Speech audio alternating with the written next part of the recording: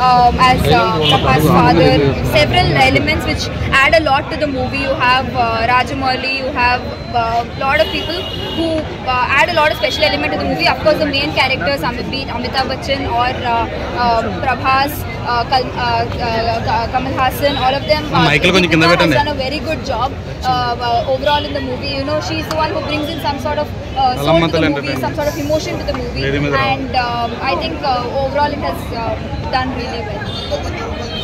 Past present future చూపించారంటే అవును చాలా బాగా చూపించారు. ఇన్ఫాక్ట్ మహాభారత్ నుంచి చాలా పార్ట్స్ తీసుకున్నారు and you know connecting things like Mahabharata mythological things to the present day times has been very beautifully portrayed in this movie.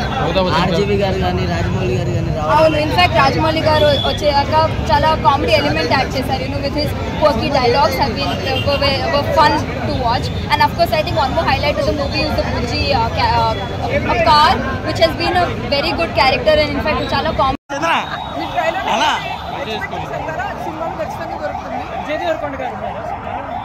అది వ్యూవర్స్ చూసి తెలుసుకోవాలి. There are many cameo roles, అది చూసి మీకు ఖచ్చితంగా అండ్ మన I don't want to spoil anything for the viewers యార్. So the thing is Prabhas funny scenes మీకు బాగా ఎంజాయ్ చేస్తారు. మనం డార్లింగ్లో చూసాము, మళ్ళీ చాలా రోజులు అయిపోయింది ప్రభాస్ ఫన్నీ సీన్స్ కామెడీ చేసి. కంప్లీట్ ప్రభాస్ సూపర్ కామెడీ చేశాడు. Will be laughing throughout the show. And science fiction mythology 70% mythology ఉంటుంది. సో కొంచెం భారతం తెలుసుకొని వెళ్తే బెటర్. బట్ వాళ్ళు రివీల్ చేస్తారు. It's very good actually. Taking చాలా బాగుంది. కొంచెం slow and you can just edit some things. That is the only thing it is a bit slow but super. Amitabh Bachchan గారు, కమల్ హాసన్ గారు వీళ్ళందరికీ అమితాబ్ బచ్చన్ గారికి ఇవ్వాల్సిన హైప్ మామూలుగా ఇవ్వలేదు.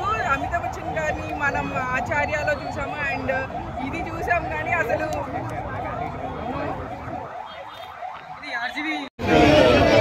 మహాభారతం సీన్స్ అయితే అది ఫస్ట్ లోనే ఉంటుందా?